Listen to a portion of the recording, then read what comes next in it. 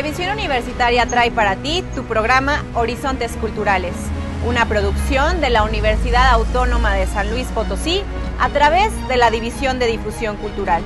Yo soy Norma Rodríguez, comenzamos.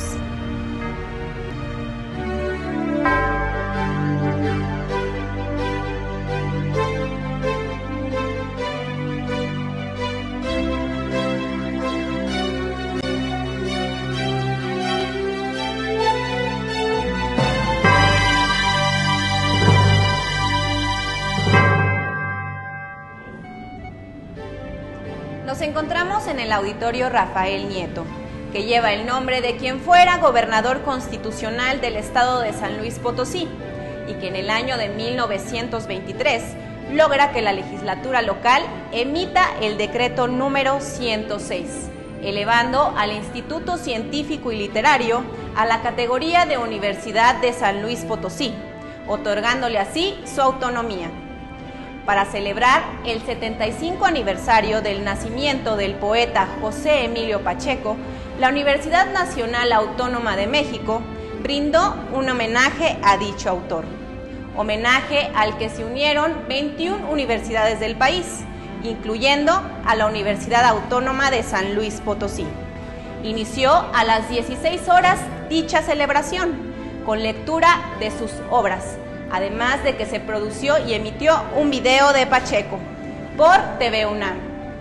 Esta celebración se llevó a cabo en el Centro Cultural Caja Real, con la voz de Margarita Díaz de León, Francisco Javier Gómez, Elizabeth Rodríguez, en compañía del Grupo Axtla. Los invito a que me acompañen a verlo. Muy buenas noches. La Universidad Autónoma de San Luis Potosí, a través de la División de Difusión Cultural, se une al homenaje que a nivel nacional se le rinde a José Emilio Pacheco.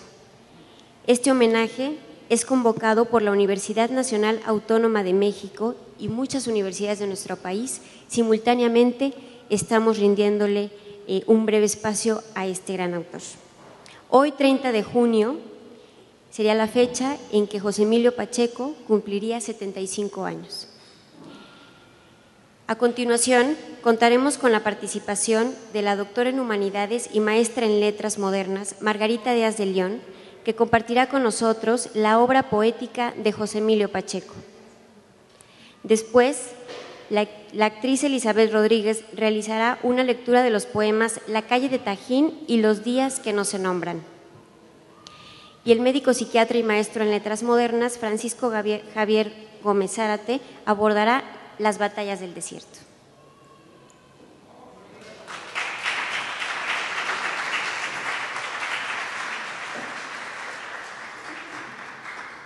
Buenas tardes.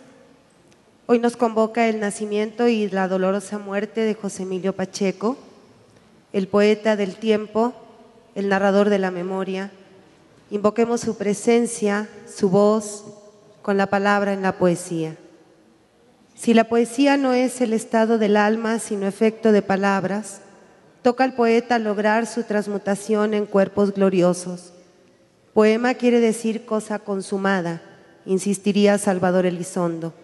Cosa cumplida que existe en sí y por sí, cosa hecha de lenguaje, no de anécdotas ni de material autobiográfico o biográfico. Véase cómo Pacheco muestra su acuerdo en uno de sus mejores poemas, Jardín de Niños, y dice: la poesía se halla en la lengua, en su naturaleza misma está inscrita. José Emilio siempre aparece como una especie de coleccionista de giros, expresiones, usos de la lengua mexicana con la que convive de manera intensa, sin someterla a rasero alguno, ya sea moral, estético, intelectualizante. Este coleccionista ultraliberal que dista de ser purista, qué buena rima, lleva de la mano al elaborador de un lenguaje, al descubridor de significados y sentidos que viven en estas voces y en honor a la verdad trascienden incluso la prestidigitación deliberadamente poética. Es más, le dan lecciones. Toda palabra es una metáfora muerta, resuenan Borges y Lugones. Sin embargo, también hay las vivas, escondidas en los diccionarios etimológicos. Las metáforas de José Emilio son de ambos tipos. Uno se lo puede imaginar abismándose en la filología, absorto en sus caminos anteriores a cualquier magia poética, y también pastoreándose por el otro sendero, el del poema que descubre de otro modo, con una luz distinta. Trátase de una interjección, un anglicismo o una frase perteneciente a los usos de su primera juventud o actual. Su significado mismo nos pondrá ante el espejo en pedazos de distintos tamaños de la sustancia expresiva. Dice en el poema otro segundo: púmbale, dice el niño de 4 años al caer en la hierba. Púmbale, y el que se levanta del suelo es un hombre altivo, cruel, implacable. No reconozco al niño a quien veía jugar hace un instante mientras hablaba con sus padres. Púmbale, y ahora es el derrotado. Hasta sus más abyectos aduladores le han vuelto la espalda. Púmbale, y otro segundo acaba de pasar y todos nos caemos de viejos, y a la siguiente exclamación, seremos polvo. Fin del poema. Ejemplos hay por doquier entre las 600 y tantas páginas de su poesía reunida. Dice en Tarde o Temprano: cuánto oro en polvo, bestias inmundas, indeseables. Cuánto darle tiempo al tiempo o comerse al mundo. Cuántas minas personales. Y desde cada palabra o frase que desencadena una reflexión, una meditación, una catarata simbólica, se ven los gérmenes de las preocupaciones del poeta y de los demás. Esos lectores que en Opinión de Paz no solo participan, sino que intervienen, siendo de alguna manera los autores. Todo lo dicho nos concierne al grado de que llegamos a creer poder haberlo dicho nosotros mismos, con todo y los guiños y giros de ingenio y profundización. Escuchemos. Tal por cual era un insulto atroz en mi infancia. Jamás he vuelto a escucharlo, pero suena muy bien, llena de espuma la boca. En el fondo percibo oblicua una alusión a la ilegitimidad, una manera de decirle bastardo al enemigo. No te llamas así, te haces pasar por otra persona, no eres el hijo de quien supones tu padre. Como en tanta injuria se les echa la culpa a las mujeres. Y con todo, bastardo jamás se emplea en español como insulto. Me parece un misterio saber por qué la gente se golpeaba si alguien llamaba tal por cual a su adversario. Hasta aquí el poema. Esta vertiente da para mucho más. Tiene tela de dónde cortar y nos empuja hacia diversos puntos de análisis, pero habrá que fijarse sobre todo en el golpe de sentido inmediato que nos lleva a comprender el centro de estas imágenes, el corazón que late, no lo que dice, sino lo que es, la palabra física, tangible en sí y por sí, en la frase tal por cual. Al coleccionista descubridor se añade ahora el lector, el profundo convencido de que la lectura ilustra la escritura, que no solo enriquece la expresión, sino que la inspira, que puede ser la chispa motivadora, la incendiaria sin la cual José Emilio no habría escrito sus homenajes a Rulfo, a Flaubert, a D.H. Lawrence, a López Velarde, a los cronistas, a T.C. Eliot. En el poema Chapultepec, la calzada de los poetas, se pregunta: ¿qué leemos cuando leemos? Y en su don de Heráclito, gracias precisamente a una acuciosa lectura de Eliot, se enfrenta al imperativo de reconocer. Escuchemos. Y no es esto lo que intento decir, es otra cosa. Hasta aquí el poema. Mucho tiempo después, intentaría plantear de otro modo el enigma del binomio lectura-escritura, escritura-lectura, en su carta a George B. Moore en defensa del anonimato, recordándonos el abismo ante todo personal que éste implica. Escuchemos. Tarde o temprano a todos nos espera el naufragio. Escribo y eso es todo. Escribo, doy la mitad del poema. Poesía no es signos negros en la página blanca. Llamo poesía a ese lugar del encuentro con la experiencia ajena. El lector, la lectora, harán o no el poema que tan solo he esbozado.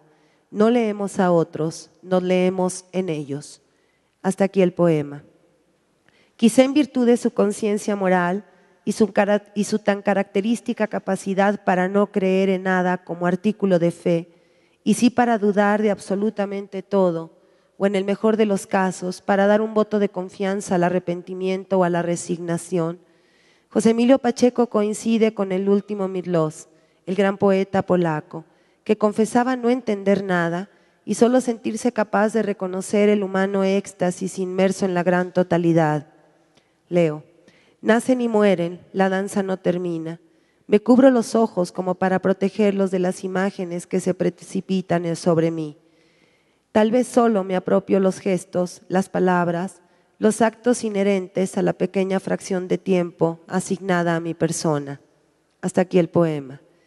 La primera personalidad que se cuece aparte es la del experimentador, el aventurero de varias modulaciones temáticas, autor de la poesía que sí se entiende. Cuando se publicaron sus primeros libros, no faltó quien comentara que aunque parezca fácil, resulta mucho más difícil escribir este tipo de poesía, de cantar las imágenes al tiempo que se abandona un camino seguro en pro de otro lleno de riesgos. Por esta vía, José Emilio ha abordado la poesía narrativa, influyendo a más autores de los que lo reconocen, la cual acaso lo ha hecho volver al fundacional quehacer de los hacedores de la antigüedad y así contar una historia y cantarla bien, según lo deseaba el mismo Borges. Un ejemplo perfecto de este sesgo es su homenaje a la compañía teatral española de Enrique Rambal, padre e hijo, perteneciente sin gratuidad alguna a la sección titulada A largo plazo de El silencio de la luna, poema en el cual la historia relatada es una realidad tan real que parece ficticia y quienes representan papeles somos los lectores al lado de actores de carne y hueso. En este campo se ubican también algunos poemas dedicados concretamente a México, entre ellos, más que los que remiten a la historia del país y sus bondades o tribulaciones, el poema Vecindades del Centro, de Islas a la Deriva, de tono más lírico, combina escenas intraducibles en su profundidad local, mexicanísima, que ofrece en sí novelas enteras. Perdón. Escuchemos. En el siglo XVIII fue un palacio esta casa. Hoy aposenta unas 15,000 familias pobres, una tienda de ropa, una imprentita, un taller que restaura santos. Flota un olor a sopa de pasta. Las ruinas no son ruinas, el deterioro es solo de la piedra inconsolable. La gente llega, vive, sufre, se muere. Vienen los otros a ocupar su sitio y la casa arruinada sigue viviendo. Hasta aquí el poema. La humedad, la construcción y destrucción permanentes, el olor de lo que todos, sin distinción alguna, comemos aquí, el contraste de riqueza y pobreza, el tierno diminuto usado para la imprenta. Nos encontramos no ante la suave o dura madre patria, sino ante la pese a todo, renaciente, siempre viva esencia, erigida sobre un material que llora, como de hecho se dice de los muros de cal, inconsolable. Aquí solo faltan las carcajadas. Para dar señas de identidad, José Emilio debe mostrar que sabe soltar la carcajada, es decir, morirse de risa, y no describiendo a quienes ríen, los Garriques de Petate, los Pepe el Toro clásicos de nuestra trasnochada mecánica nacional, sino riéndose de él en lo que escribe, siendo sopa de su propio chocolate, su propio José Guadalupe Posada. La zona del humor en que el autor parece más original es precisamente la que tiene que ver con esa importancia otorgada a la palabra misma. Poemas como Pitanza, Culebrón, El fornicador o Impureza,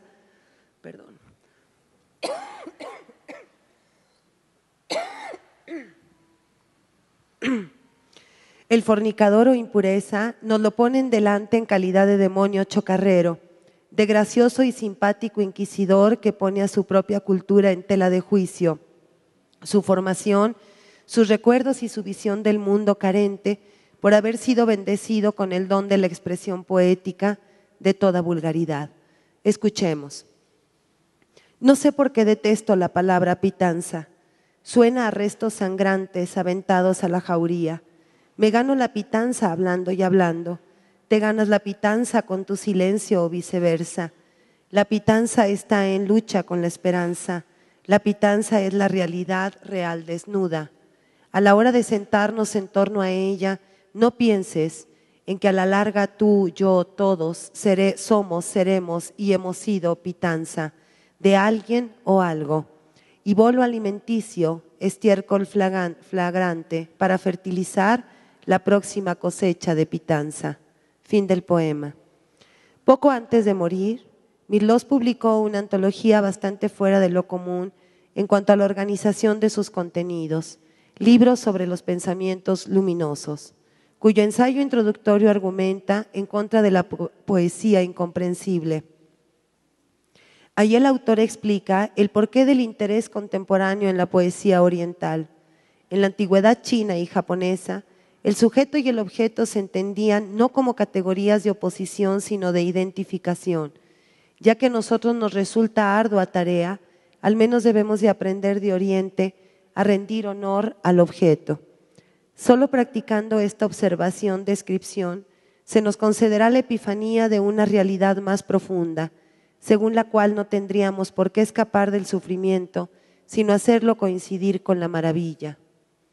José Emilio, haciendo de su voz algo comprensible que brinde alabanza a todo por el hecho de ser, naturalmente sintió la necesidad de traducir a Basho, Buzón, Isa y muchos más. Lo que Mirlós llamó cosas luminosas, él lo contemplará bajo el título La luz del haiku, ofreciendo una óptica distinta, una entrada a un territorio en que la poesía contemporánea occidental hasta entonces se sentía perdida, rodeada de interrogantes y respuestas acerca del significado de la vida. Tal vez para captar el misterio de esta convivencia de negro y blanco, haya que evitar cualquier simulación propia del sujeto, venerando la pureza del verso, la sencillez y la concisión necesarias para mirar sin distracciones. Escuchemos. La tristeza del mundo, los pétalos floridos caerán como nosotros. Fin del poema. Y sin olvidar el pivote del humor, dice así José Emilio: mientras le rezo a Buda, mato mosquitos. Pacheco no solo ha estado cerca de estas tradiciones orientales, también se ha concentrado en los clásicos griegos, de quienes ofreció una lectura y luego aproximaciones, haciendo una antología griega. Ahí José Emilio se coloca en calidad de diestrísimo reflejo, aprovechando que se mueve como pez en el agua entre formas clásicas y conoce muy bien las entrañas del dulce burlarse, tanto así que uno lo siente divertirse a sus anchas. Escuchemos. Cuando hago el amor con Pedro, me imagino que estoy con Carlos. Cuando me toma Carlos, pienso en Alberto. Y si me tiene Alberto, vuelve el deseo de acostarme otra vez con Pedro. Reniego siempre del que está en mis brazos. Por tanto ellos me aman con más ardor que ninguna otra. Mujer, si tú me juzgas una gran puta, un mal ejemplo, un monstruo, aunque muy hermosa, desde luego lo acepto y estoy de acuerdo.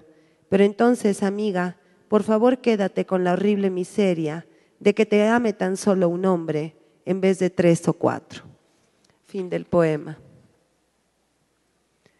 ¿Acaso nos estará recomendando José Emilio ser menos serios y solemnes, dedicados un poco más al género de la poesía apócrifa, imbrincando identidades? ¿Qué más da? Que nos pongan delante poesía digna de leerse, releerse y celebrarse. El autor, con la misma actitud que se acercó a Oriente, a Grecia, con la misma actitud abordó a Goethe, a Rilke, a Marianne Moore, a Elizabeth Bishop, a Ted Hughes, a poetas indígenas de Norteamérica incluso.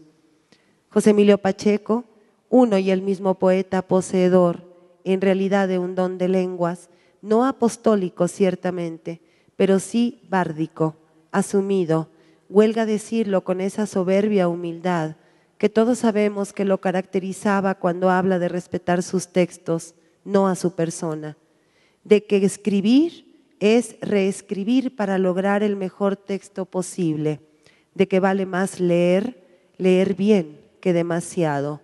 Hay que leer a José Emilio Pacheco. Muchas gracias.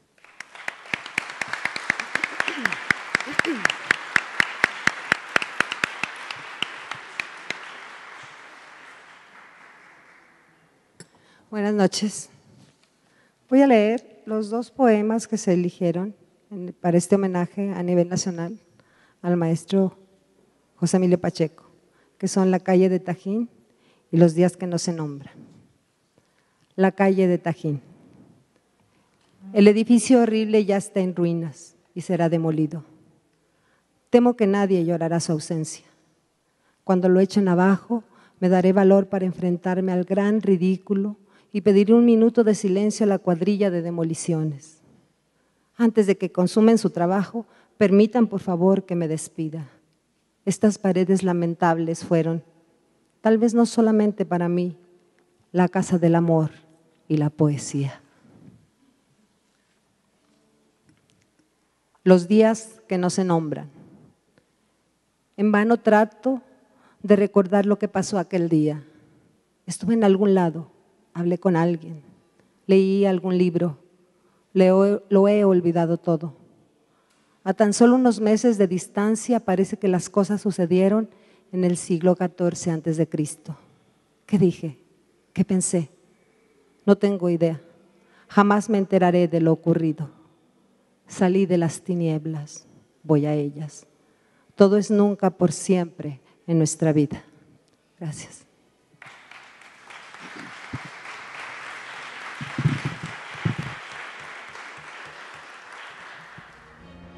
Nosotros continuamos en el Auditorio Rafael Nieto, cuya arquitectura pertenece al estilo Art Deco. Es del conjunto arquitectónico del edificio central de la Universidad Autónoma de San Luis Potosí. El edificio donde está se encuentra la librería universitaria en la planta baja y el Paraninfo universitario en la parte superior.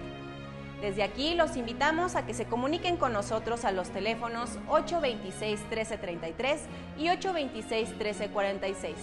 De igual forma, ya nos puedes encontrar en Facebook. Búscanos como Horizontes Culturales UASLP. También te invito a que visites nuestro canal por internet a través de www.youtube.com/UASLP-TV, en donde podrás buscar tus programas favoritos de Horizontes Culturales. Nosotros en un momento más continuamos.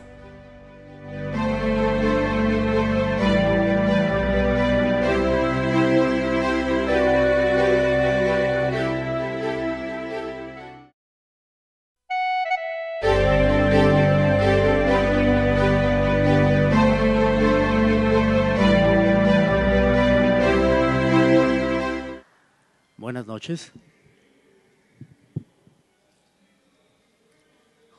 José Emilio Pacheco.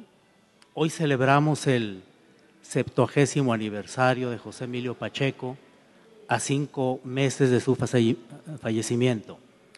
José Emilio Pacheco fue un gran polígrafo, esencialmente poeta, escribió novela y cuento, ejerció el periodismo literario con su columna Inventarios, primero en Diorama de la Cultura de Excelsior y luego en la revista Proceso. Escribió guiones de cine, crítica cultural y traductor. Tradujo ni más ni menos que 4 cuartetos de Thomas Eliot, Cómo es, una novela corta de Samuel Beckett, Vidas imaginarias de Marcel Schwab, De Profundis de Oscar Wilde. De Profundis es una carta muy célebre cuando estaba en prisión, y también tradujo Un tranvía llamado Deseo de Tennessee Williams. José Emilio es considerado un hombre clásico por su erudición y conocimientos. Disertaba sobre cualquier tema con sabiduría, erudición y humildad. Decía Octavio Paz que la obra literaria de José Emilio servía para mirar la vida hasta la muerte. Un tema esencial en su obra fue el tiempo, simbolizada por el Uroboros. El Uroboros es la serpiente que se muerde la cola, es un símbolo de la eternidad, del alfa y omega. Y su mirada contemplativa de José Emilio Pacheco del mundo fue un mandala, es decir, una totalidad. Representó José Emilio al gran romántico del siglo XXI, a la manera de Yeats y Wordsworth. Fue un gran conocedor de Oriente y los clásicos griegos. Su obra narrativa comprende un conjunto de relatos, fundamentalmente 3 libros de cuentos: La sangre de Medusa, Viento distante y El principio del placer. Y escribió 2 novelas, Morirás lejos en 1967 y de la que haré algunos comentarios, Las batallas en el desierto en 1981. Las batallas en el desierto. Dentro de su universo narrativo, Las batallas en el desierto es su obra más destacada, con miles de lectores, comentario crítico, traducido a muchas lenguas. Existe una adaptación cinematográfica que se llama Mariana Mariana, con un guión de Vicente Leñero y dirigida por Alberto Isaac. El grupo musical Café Tacuba, en su primer disco, destaca la atención llamada Las batallas, basada en la novela. Y en el 2011 se llevó a cabo una obra de teatro con la representación de la novela. En los 70s, José Emilio Pacheco incursionó exitosamente en el guión cinematográfico, a invitación de su compañero de pachangas juveniles, el director Arturo Ripstein. Entre ellos dos crearon los guiones de las cintas El Castillo de la Pureza, El Santo Oficio, Foxtrot, El Palacio Negro Lecumberri y El Lugar Sin Límites, basado en una novela del mismo nombre de José Donoso. Las batallas en el desierto es una novela corta que en el siglo XIX hubiera sido calificada como un cuento con las exigencias propias del género propuestas por Poe. Alan Poe proponía que un cuento perfecto debería tener estos elementos: unidad, originalidad, intensidad, estilo depurado y verosimilitud. En este sentido, Las batallas sería un bello cuento romántico cuyo tema es el amor imposible de un niño de 8 años por la mamá de su mejor amigo. El título de la novela nos orienta hacia su comprensión, es decir, Las batallas es en plural y representa las luchas y dificultades. En el desierto es en singular y simboliza la soledad y el aislamiento. Luego entonces el título nos sugiere lo plural en lo singular, lo colectivo en lo individual, esto es lo subjetivo. Las batallas en el desierto era un juego que los niños llevaban a cabo en el recreo entre árabes y judíos, y este juego coincide con la lucha en Medio Oriente por el territorio en común de la recién formada nación de Israel en 1948. Y el título sugiere simbólicamente los conflictos internos, subjetivos e inconscientes en un individuo. En la dedicatoria, o sea, todo texto literario desde el título nos da ya claves para su comprensión. Entonces, por ejemplo, en la dedicatoria dice: a la memoria de José Estrada, Alberto Isaac y Juan Manuel Torres. Y deja un espacio y dice: y a Eduardo Mejía. Esto se refiere a la memoria de, lo cual sugiere que los 3 primeros nombres ya murieron y el último está vivo, significando por lo mismo la misma dedicatoria, cuál es el tema. Esto es, significando la memoria, el recuerdo, lo pasado y el presente vivo, la temporalidad del devenir existencial. El epígrafe es un pequeño texto, una pequeña frase que el autor, que siempre va al principio de un poema, de un texto escrito, y siempre sugiere cuál es la clave, cuál es el tema del texto de que se trate. Y aquí el epígrafe llama la atención, está en inglés y es de un autor inglés británico, es Harley, y la novela se llama The Go-Between.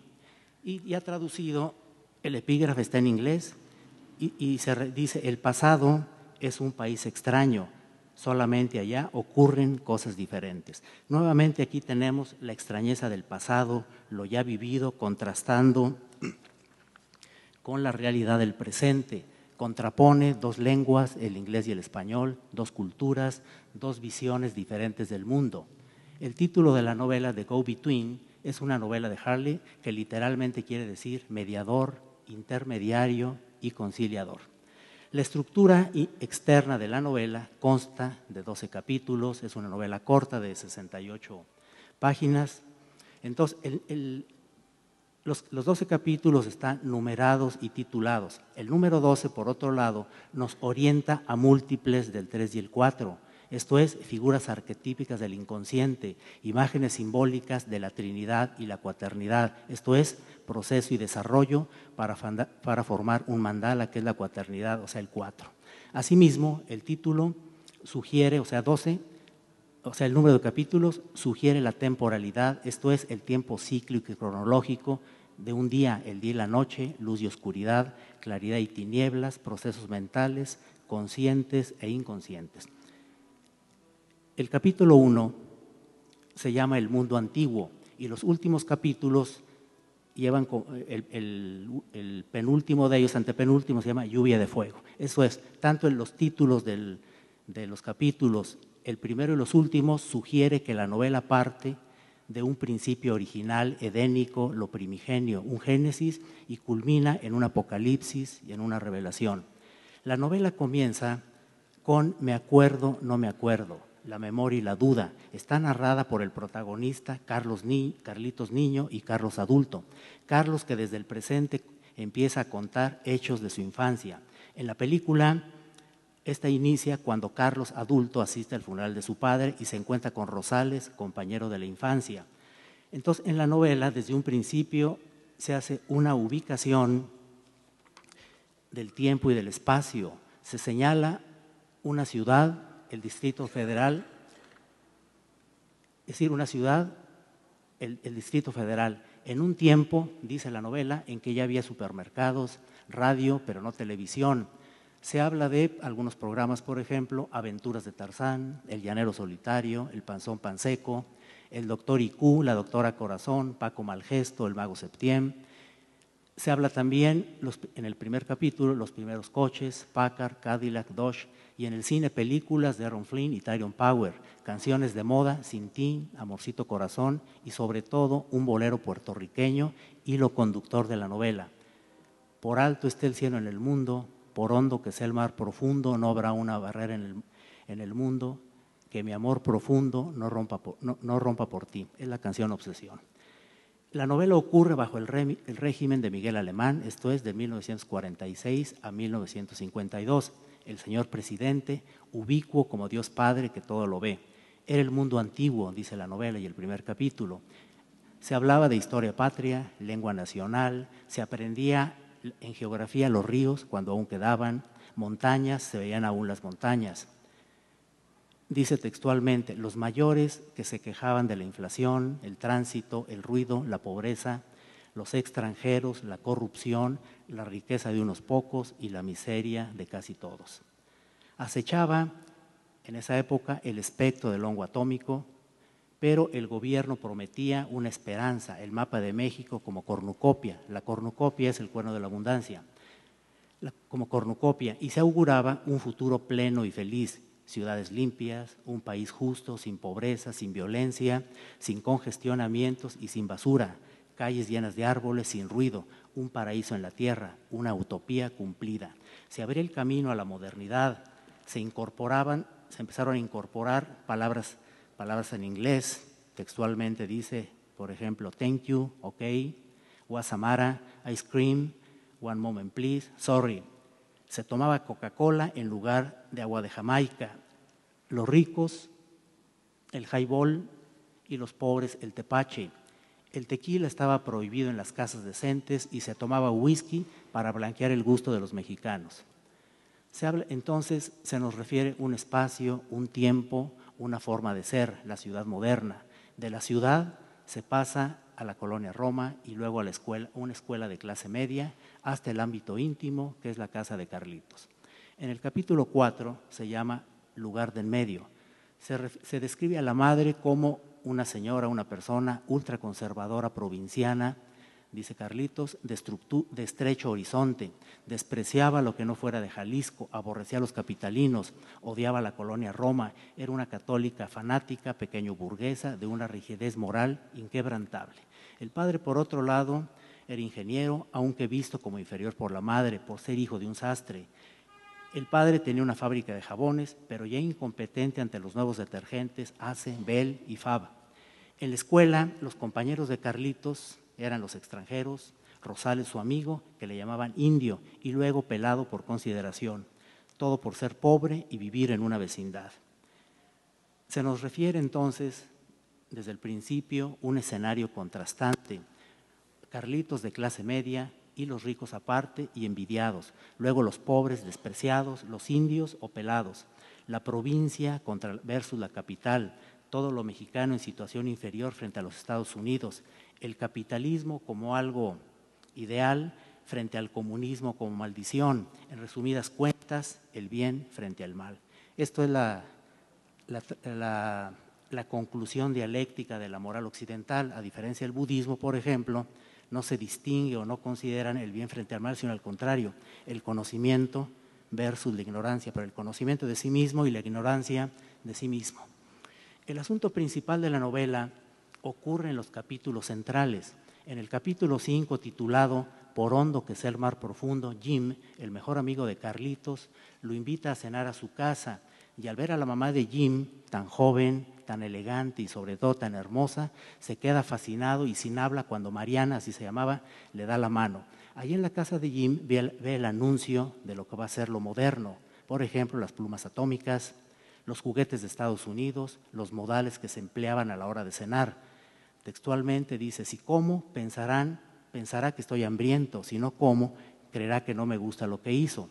La comida es diferente, se habla de flying saucers, o sea, platillos voladores, pan Bimbo, queso Kraft, ketchup, todo lo contrario del pozole, birria, tostadas de pata, chicharrón en salsa verde que hacía mi mamá. Al regresar a su casa, Carlitos, anonadado por la impresión, hubiera deseado quedarse a vivir allí para siempre, o al menos tener una foto de ella. Por primera vez presta atención a su regreso a una sinfonola que tocaba un bolero de moda. Antes para él la música era el himno nacional, cánticos de la iglesia y Cricri, la marcha de las letras, Negrito Sandía, el ratón vaquero. Ahora presta atención a la letra: por alto está el cielo en el mundo, por hondo que sea el mar profundo. Siente la gran revelación, ya no es el mismo, es el instante prodigioso, el gran día de sentirse enamorado. Se sabe pues enamorado, sabiendo que todo está perdido, no hay esperanza. En el siguiente capítulo, el capítulo 6, se llama el título de la canción Obsesión. Efectivamente, Mariana, la mamá de su amigo, ocupa todos sus pensamientos.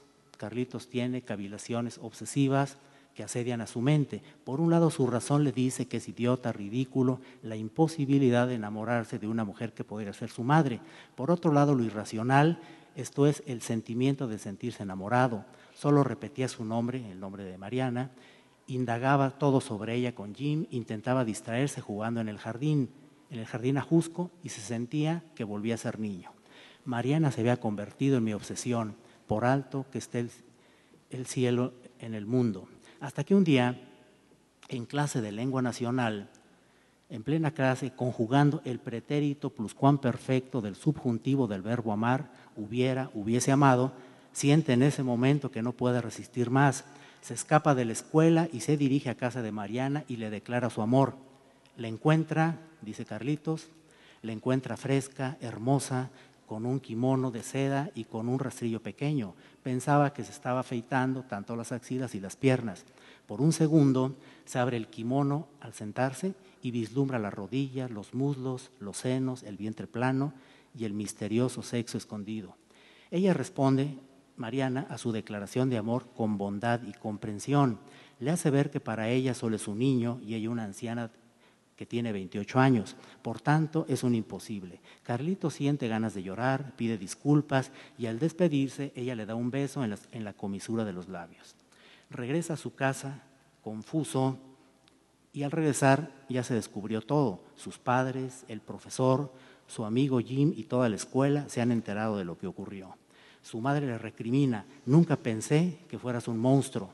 Le dice que solo merece el castigo del infierno. Su padre no lo regaña, sin embargo le dice que algo no está bien en su cerebro, que no es un niño normal. La solución entonces, la madre lo obliga a que se confiese y el padre a ir al psiquiatra. Los 3 capítulos finales de la novela significan el apocalipsis y la revelación simbólicas. El capítulo 10 se titula La lluvia de fuego. Entrecomillado dice: fueron semanas terribles, lo cambiaron de escuela, recriminaciones maternas que culpaban al padre, pues el padre tenía 2 hijas con un amante. La madre insistía que ella procedía de una de las mejores familias de Guadalajara, de hombres devotos y trabajadores, y a su vez de mujeres devotas, esposas abnegadas y madres ejemplares. Culpaba a la revolución de su declive económico como una venganza de la indiada y el peladaje, y para el colmo el padre, que era despreciado puesto que dilapidó la herencia del suegro con negocios absurdos. Maldecía la madre, maldecía a la Ciudad de México, decía lugar infame, Sodoma y Gomorra, en espera de la lluvia de fuego. En el capítulo 11, el penúltimo, se llama Espectros. Aquí habla de sus hermanos. Héctor, que inicialmente en la novela es descrito como pachanguero, que no asistía a la escuela, andaba con prostitutas, etcétera. Dice, Héctor, el mayor, dice, ¿quién lo viera ahora? Industrial enjuto, calvo, solemne y elegante, devoto y serio, al servicio de transnacionales, católico devoto, padre de 11 hijos y gran señor de la extrema derecha mexicana. Isabel, su hermana mayor, fanática del cine, enamorada de Esteban, un actor mediocre, alcohólico y que termina suicidándose. Todos los hermanos se fueron entonces a estudiar a los Estados Unidos, incluyendo a las otras 2 hermanas, Rosa María y Estelita. Se cierra el círculo con el capítulo final de la novela, el capítulo 12, que se titula Colonia Roma. Empiezan a aparecer presagios. Por ejemplo, un gran temblor en octubre. Aquí se refiere al temblor del 1957, cuando se cayó el Ángel de la Independencia. Entonces, estos presagios, el gran temblor en octubre, la aparición de un cometa en noviembre, se anunciaba una guerra atómica y un gran incendio de una ferretería muy famosa en ese tiempo, que era La Sirena, con muchos muertos. Un día, pues, al regresar de jugar tenis en el Junior Club, se encuentra con Rosales vendiendo chicles Adams, quien le cuenta los acontecimientos finales.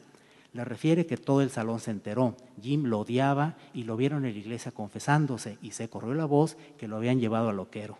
Pero le dice Rosales, eso no es lo peor. Le informa que Mariana murió, se suicidó después de una discusión con el supuesto padre de Carlitos, cuando ella, Mariana, hace un comentario en una fiesta elegante acerca de los robos del gobierno. Él, el amante, la bofeteó y le dice que es una puta. Jim ve a su madre muerta, avisa a la escuela y todos acuden al departamento y presencian la horrible escena, Mariana muerta, bañada en sangre.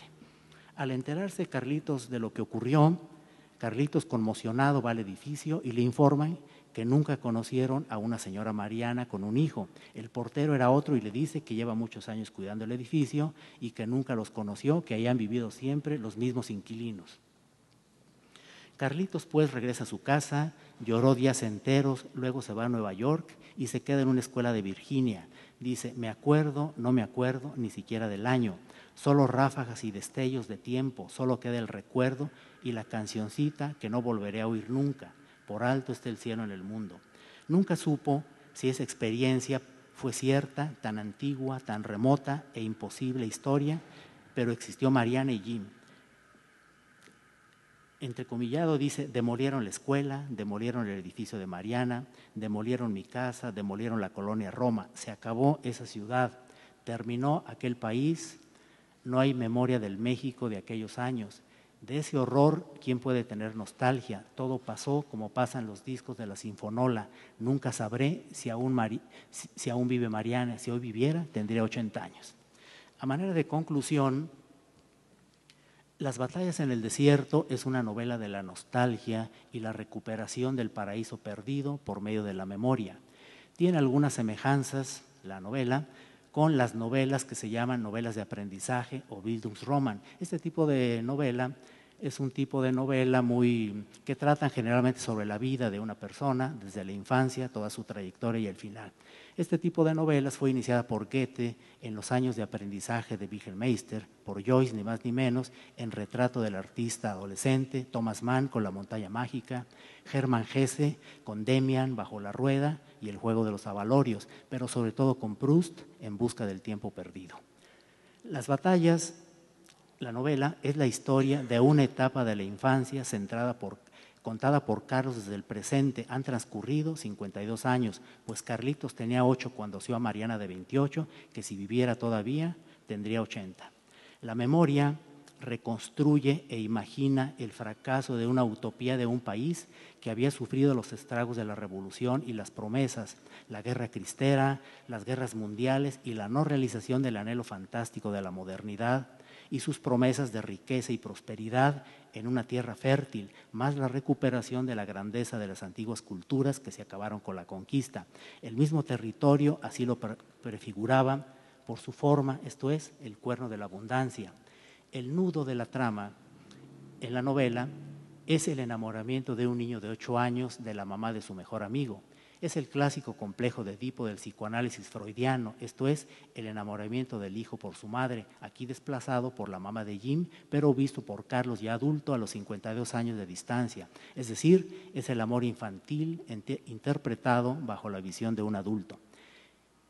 La novela es la alegoría de una interpretación del mundo bajo la mirada de un niño, es decir, clara y directa y no distorsionada por el troquelamiento cultural adulto que impone la sociedad. Dice Fromm que los padres son los representantes de la sociedad ante sus hijos, esto es, el niño ve el mundo a través del lente de aumento de sus padres. Es un mundo lleno de contradicciones, los ricos y los pobres, los decentes y los pelados, la buena cuna y la indiada, la provincia y la capital, lo mexicano y lo extranjero. La solución la vive Carlitos a través del amor y el vínculo, es decir, solo esas contradicciones se pueden resolver en una sociedad enajenada, dice Fromm, a través del amor y la razón. Por eso dice Carlitos, entrecomillado, dice, en serio no me explico el escándalo, ¿por qué tienen que pegarle etiqueta a todo? ¿Por qué no se dan cuenta de que uno simplemente se enamora de alguien? ¿Ustedes nunca se han enamorado de alguien? La vida es inventar nuestro propio pasado, nuestra infancia, nuestro propio jardín, puesto que la infancia es la materia prima de la memoria. Recordar es imaginar. Dice Octavio Paz que la memoria no es lo que recordamos, sino lo que nos recuerda. La memoria es un presente que nunca acaba de pasar. Recordar es caminar, es un camino que no se busca ni se encuentra, acontece. El escribir, así como el vivir la vida, es un ejercicio de la ficción. Recordar, y al recordar inventamos lo que pasó, y lo que pasó está pasando todavía. En Piedra del Sol, dice Octavio Paz, lo que pasó no fue, pero está siendo. El narrador Carlos Carlitos, al recordar la memoria, avanza por un camino que no se ve, sino que se escucha. Por eso empieza la novela, me acuerdo, no me acuerdo. Aquí Carlitos está negando su propia contradicción. Finalmente dice Carlitos con nostalgia, solo aquella cancioncita que no volverá a escucharse nunca, por alto esté el cielo en el mundo, por hondo que sea el mar profundo. Muchas gracias. Nosotros continuamos desde el Auditorio Rafael Nieto, que cuenta con una capacidad para más de 200 personas y es una de las sedes culturales de la Universidad Autónoma de San Luis Potosí. Desde aquí te invitamos a que te comuniques con nosotros a los teléfonos 826-1333 y 826-1346. De igual forma, ya nos puedes visitar en Facebook. Búscanos como Horizontes Culturales UACLP. También puedes encontrar nuestro canal en internet a través de www.youtube.com/UACLP-TV. Ahí podrás buscar tus programas favoritos de Horizontes Culturales. Nosotros en un momento más continuamos.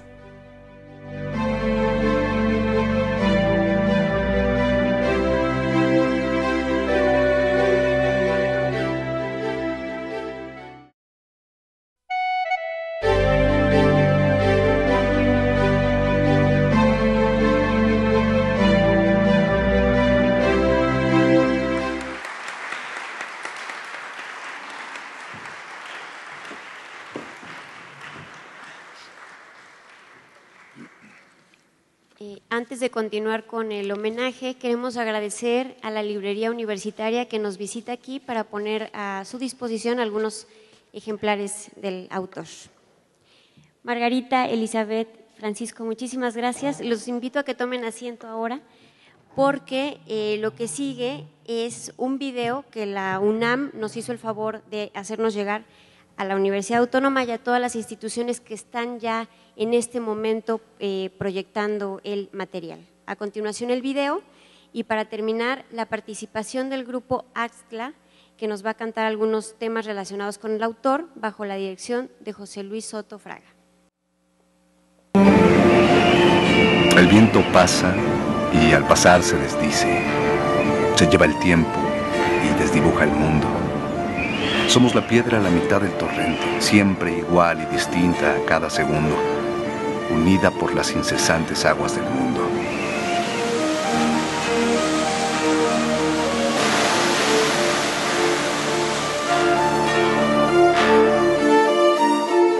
Me arrepiento de todo lo que dije y de cuanto callé.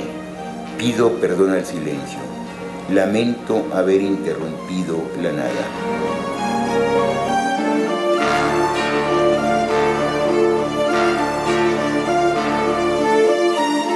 Poeta, narrador, ensayista y traductor, aunque en su propia opinión, sobre todo lector insaciable, es José Emilio Pacheco. Su poesía se caracteriza por una depuración extrema. Sus versos carecen de ornamentos inútiles y están escritos con un lenguaje cotidiano que los hace engañosamente sencillos. La conciencia de lo efímero es uno de sus temas centrales, pero su poesía es a menudo irónica, llena de notas de humor negro y parodia, y muestra una continua experimentación en el plano formal. Para Pacheco, el poeta es el crítico de su tiempo y un metafísico preocupado por el sentido de la historia. Cree en el carácter popular de la escritura, que carece de autor específico y pertenece a todos. Solo el silencio que da miedo. Tan raro, tan escaso se ha vuelto en este mundo que ya nadie se acuerda cómo suena. Ya nadie quiere estar consigo mismo un instante.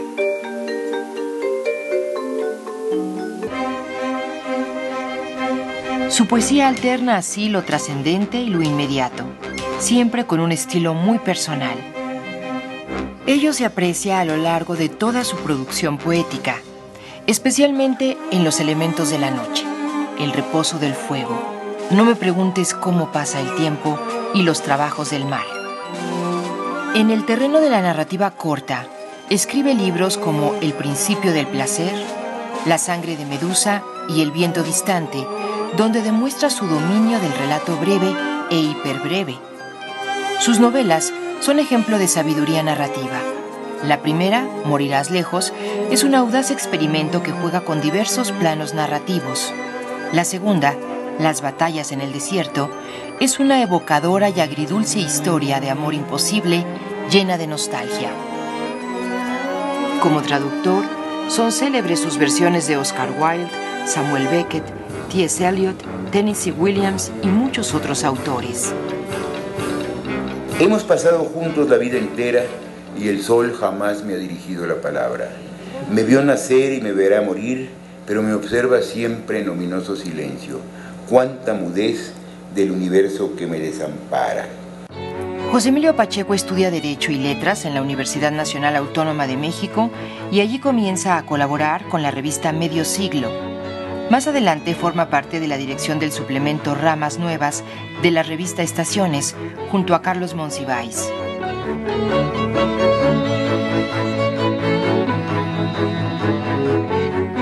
Su trabajo como editor se inicia en la misma revista de la universidad. Más tarde es secretario de redacción de México en la Cultura, suplemento del diario Novedades, en colaboración con Fernando Benítez, así como jefe de redacción de La Cultura en México, suplemento de la revista Siempre. Durante más de medio siglo ha practicado la crónica literaria, sobre todo en su reconocida columna Inventario, en Diorama de Excelsior y en el semanario Proceso. José Emilio yo lo recuerdo como un joven muy serio, siempre vestido con un traje negro, con una corbata negra, una cara muy blanca, muy serio, así casi muy austero. Es un hombre que sabe dar, pocas gentes saben dar, ¿no? A mí me parece que en la narrativa de José Emilio Pacheco, en vez de esta visión apocalíptica que está en su poesía, la nostalgia está siempre presente. Esta idea de un México de los años 50, un México provinciano, un México de circos, ¿no? En este cuento extraordinario del viento distante, un México de una inocencia. Los personajes, muchos de ellos tienen que ver con la pérdida de la inocencia, y yo creo que es también la pérdida de la inocencia histórica, un México que dejó de ser ese México de los 50s. A eso le toma muy bien el pulso José Emilio.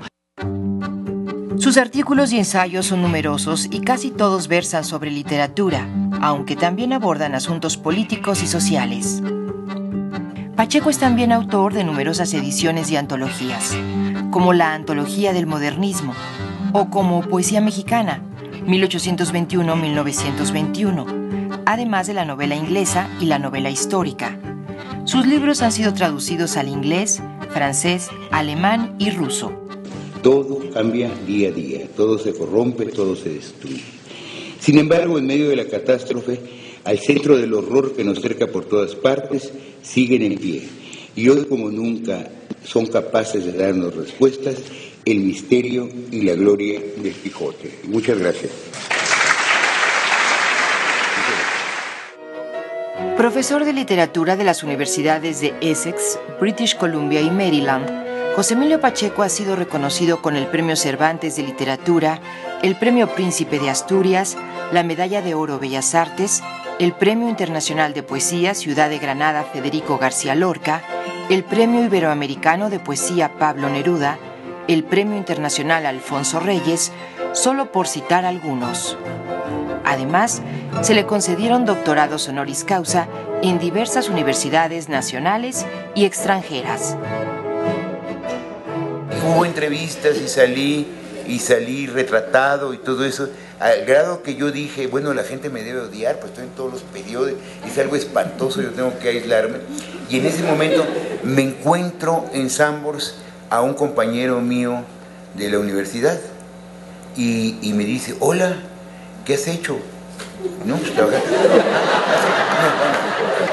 Hace mucho que no se sabe nada de ti, hablan de otros. Y él me saca su tarjeta, así como en madera o algo, para demostrarme que él era un hombre de éxito, porque tiene un despacho de abogado en México y otro en Los Ángeles. Entonces ya a partir de ese momento me empieza a ver con un desprecio y decir, yo soy un señor, es un pilar de la sociedad y tú eres un pobre diablo. Pero esto llega al paroxismo cuando me dice, te acompaño, ¿dónde tienes tu coche? Y le digo, no tengo coche. ¿Y en qué te transportas? Pues en el metro, aquí lo tomo. Y se fue realmente sintiendo decir cómo hay personas que nacemos para tener éxito en la vida y otros pobres ya. Este es un fracasado y un destripa, y yo creyendo que estaba en el colmo de la popularidad. La poesía de José Emilio Pacheco recoge lo mejor de la tradición con la experimentación. Describe al mismo tiempo los horrores de la violencia, así como la capacidad de amar de la gente. Amor que se comprime en un solo instante, irrepetible y memorable. En su narrativa hay una preocupación por la singularidad de la niñez, y en su periodismo difunde las virtudes de los héroes y los momentos decisivos en la historia del país.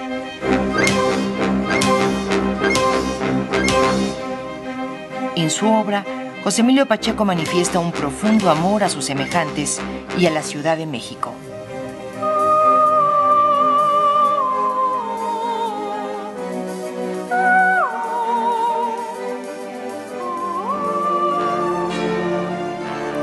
Es medianoche a la mitad del siglo.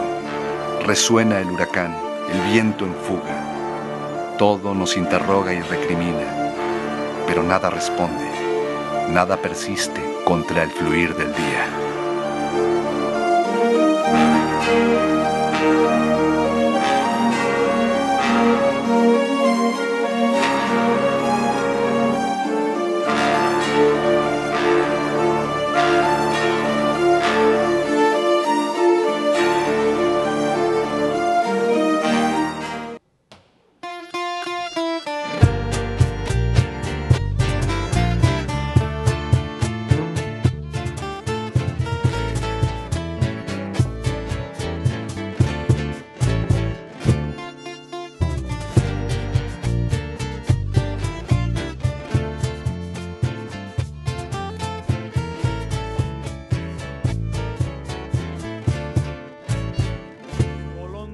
Viajera de mirar dulce y triste que tu nido formaste dentro del corazón.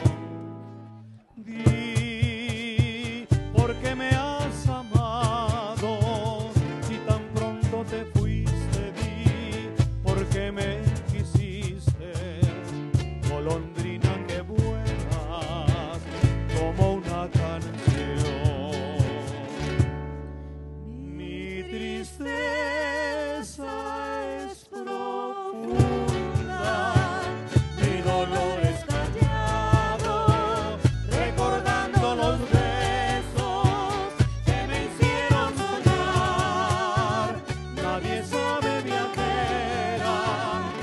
ausencia he llorado con la dulce esperanza de que habrás de tornar.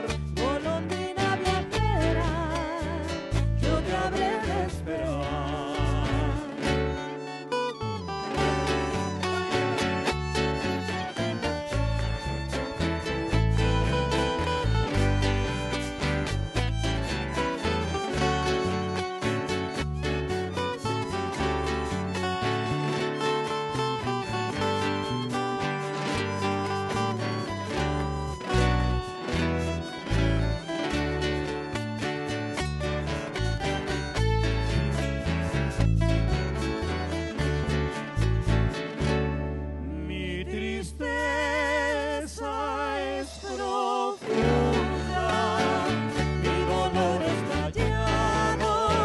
Recordando los besos que me hicieron soñar. Nadie sabe, viajera, que tu ausencia he llorado con la dulce esperanza de que habrás de tornar. Golondrina viajera, yo te habré de esperar.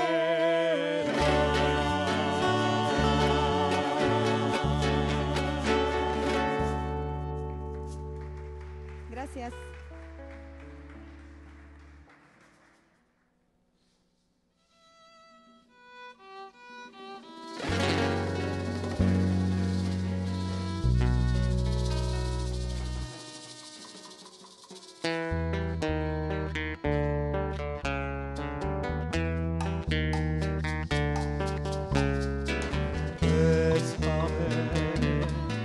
Bésame mucho, como si fuera esta noche la última vez. Bésame, bésame mucho, que tengo miedo a perderte, perderte después. Bésame, bésame mucho, como si fuera esta noche la última vez. Bésame, bésame mucho, que tengo miedo perderte, perderte después. Quiero tenerte muy cerca, mirarme en tus ojos y estar junto a ti. Piensa que tal vez mañana yo estaré muy lejos y lejos de aquí. Bésame, bésame mucho, como si fuera esta noche la última vez.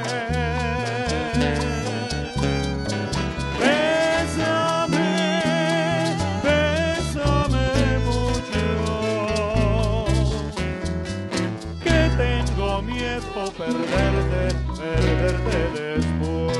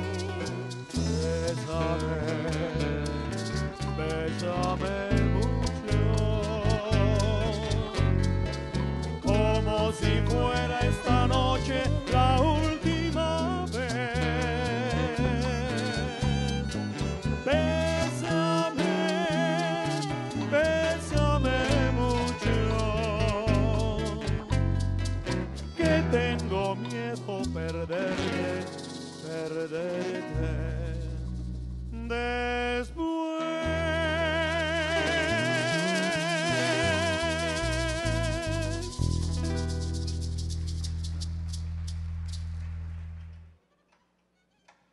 Bueno, vamos a seguir con música mexicana, vamos a cambiar un poquito de género, pero igual de bonitas estas canciones.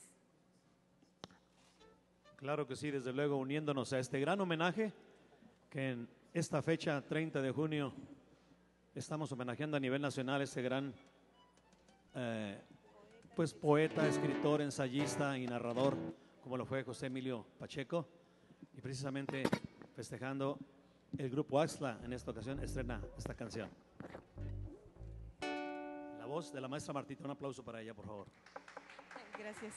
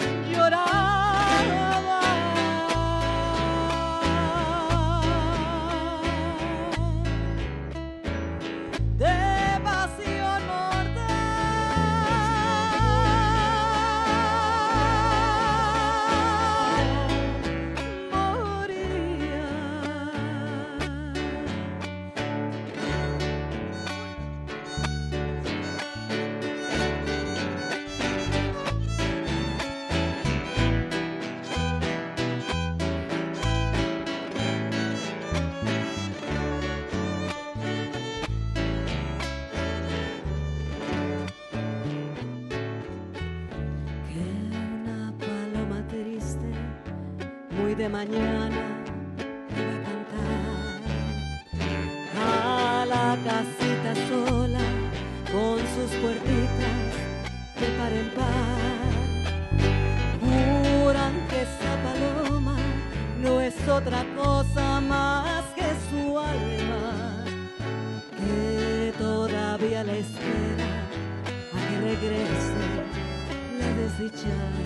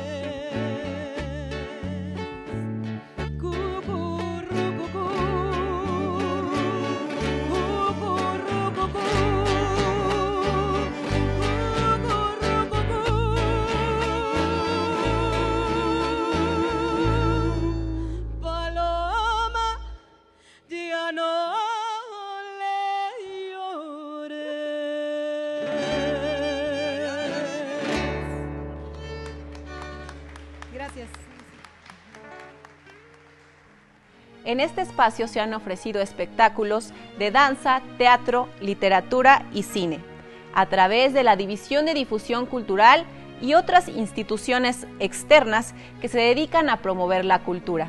Asimismo, ha funcionado como sede para eventos académicos y administrativos de nuestra máxima casa de estudios. Desde aquí te invitamos a que te comuniques con nosotros a los teléfonos 826-1333 y 826-1346.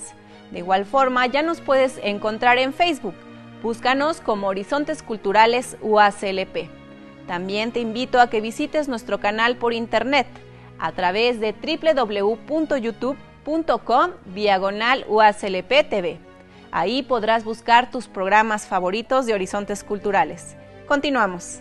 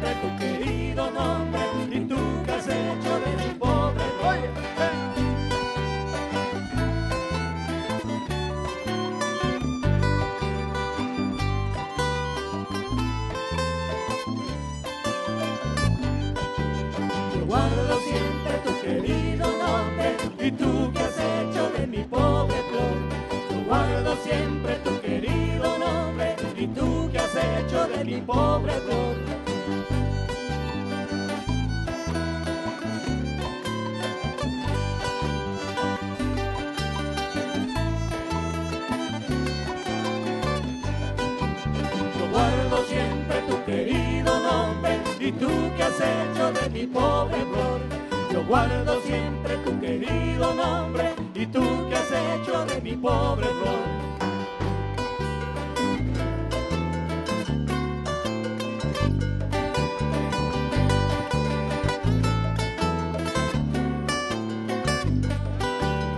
Guardo siempre tu querido nombre y tú que has hecho de mi pobre flor. Yo guardo siempre tu querido nombre y tú que has hecho de mi pobre flor. Yo guardo siempre tu querido nombre y tú que has hecho de mi pobre flor.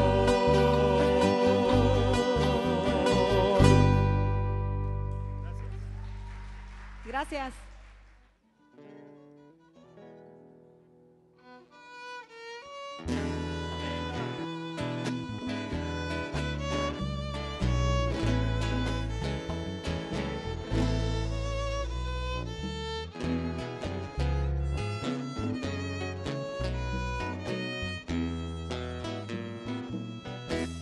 San Luis Potosí, ya me voy acercando a ti. No importa que yo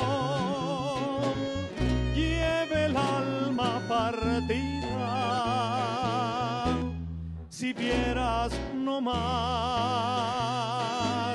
lo que se sufre lejos de ti, se te quiere mucho más.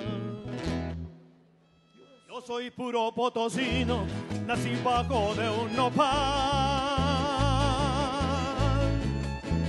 del nopal que está en el centro del escudo nacional. Y ahí me viene lo charro, no lo puedo remediar. Señores, yo soy puro potosino, mezcalero y querendón. Si tengo las corvas más dulces, ¿cómo tendré el corazón?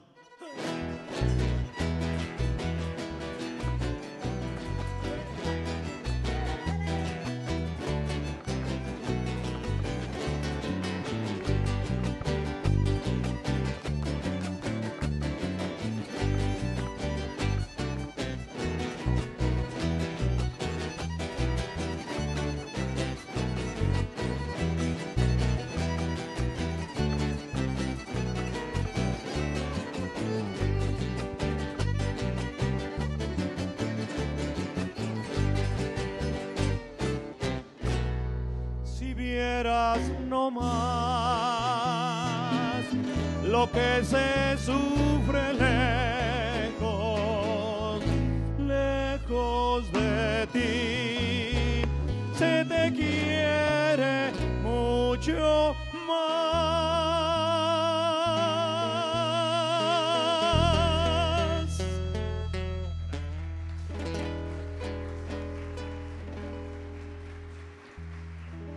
Gracias.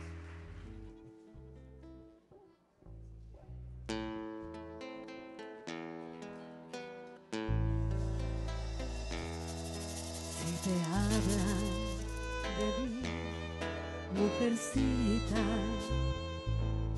si te hablan de mí en tu presencia, diles que yo soy tu negro santo, diles que yo soy tu negro santo, yo soy un feo que sabe amar con todo su corazón, que te quiere de verdad.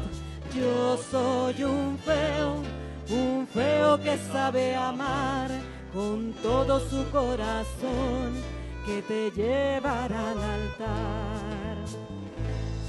Paini cabena espadawine, que chinido shindido dagna patifeuna shindido dagna pifeuna limanano kafeo garanaksi rukuidu bilaksido nesa shagananeli limanano kafeo garanaksi rukuidu bilaksido nesa shagananeli.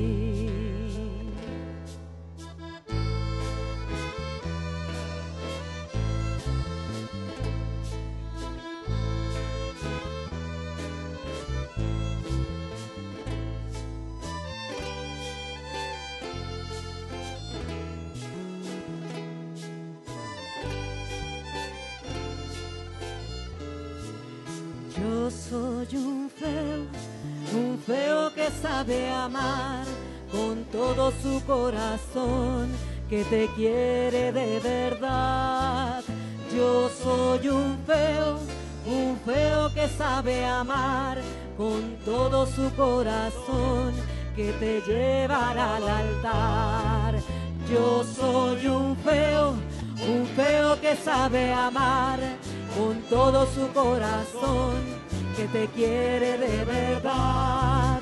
Yo soy un feo que sabe amar con todo su corazón, que te llevará al altar.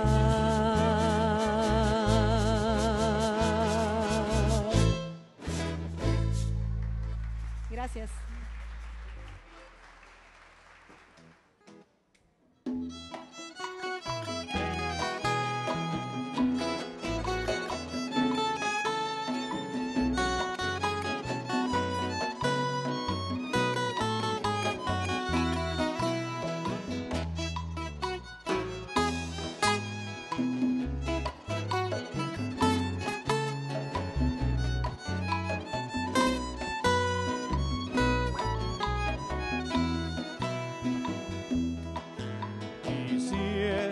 Preguntar a la distancia si tienes para mí un pensamiento,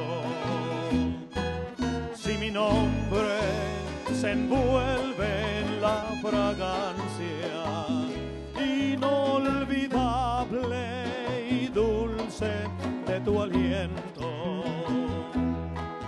Quisiera preguntar al ocaso si aún es tu corazón nido vacío, para poder soñar entre tus brazos y allá en tu corazón dejar el mío.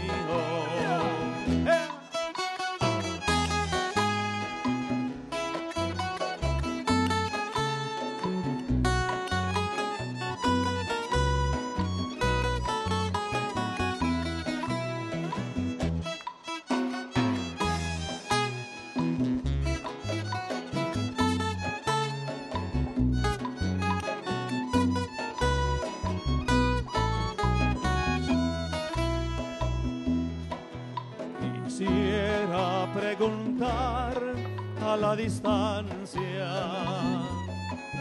si tienes para mí un pensamiento, si mi nombre se envuelve en la fragancia inolvidable y dulce de tu aliento.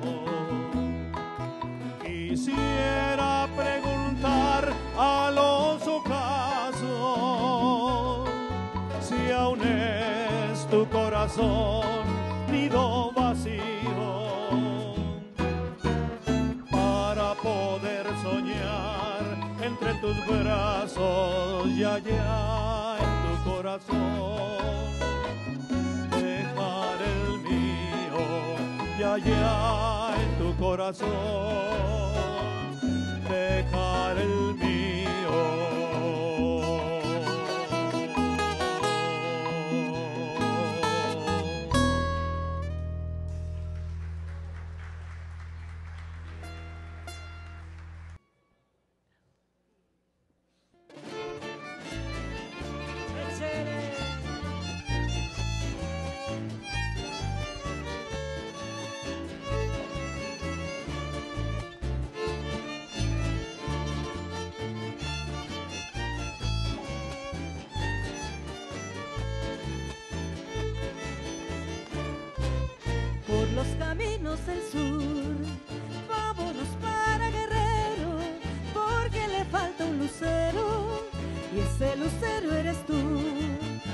los caminos del sur hay rosas, montes y estrellas, son canciones y doncellas bajo un alto cielo azul. Jaguares en las marañas, pájaros sobre el río, es un bello desafío, la selva con la montaña. Amanecen los jornales, una ilusión campesina, de céfiro es la colina y alegría en los manantiales.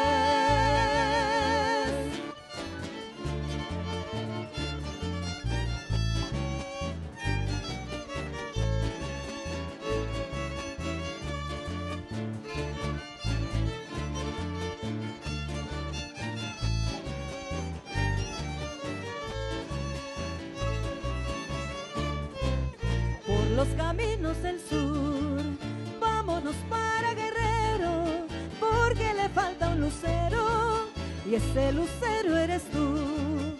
Por los caminos del sur, hay rosas, montes y estrellas, son canciones y doncellas, bajo un alto cielo azul.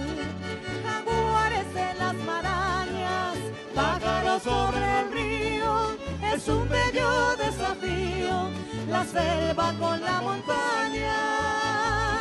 Amanecen los jornales, una ilusión campesina, de céfiro es la colina y alegría en los manantiales. Por los caminos del sur.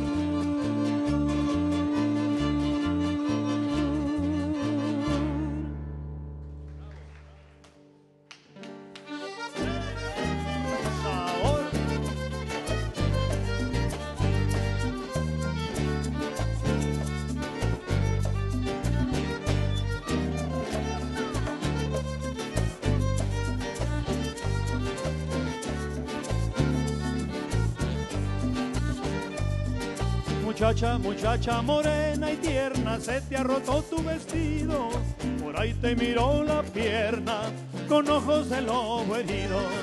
Muchacha, muchacha morena y triste, se te perdió la alegría, acércate a mi guitarra, para cantarte la mía. Ay, ay, ay, ay, ay, ay, ay, ay, ay, ay. Muchacha morena y dulce, cómo llevarte por ahí. Ay, ay, ay, ay, ay, ay, ay, ay, ay, ay. Muchacha morena y dulce, cómo llevarte por ahí.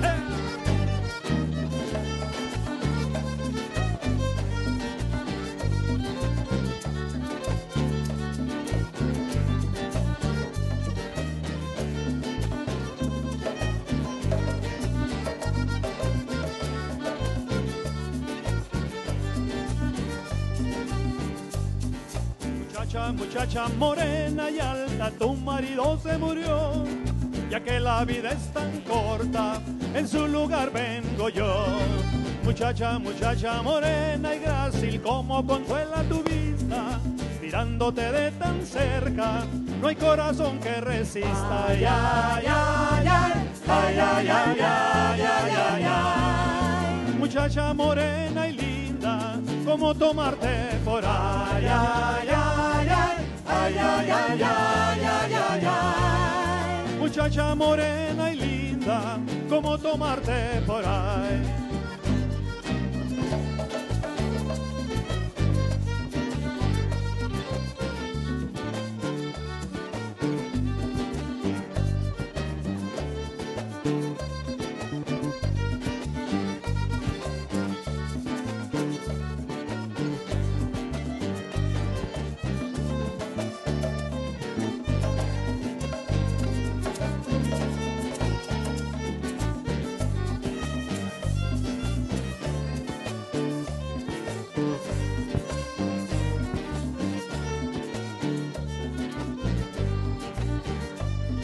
Muchacha, muchacha morena y suave, ven que te quiero besar. Cuando el amor se detiene, un beso lo obliga a andar. Muchacha, muchacha morena y lista, se te ha caído el corpiño. Veo tus dos corazones y digo quién fuera un niño. Ay, ay, ay, ay, ay, ay, ay, ay, ay, ay, ay. Muchacha morena y plena, como beber de por ay, ay, ay, ay, ay, ay, ay, ay, ay, ay, ay. Muchacha morena y plena, como beber de por ahí.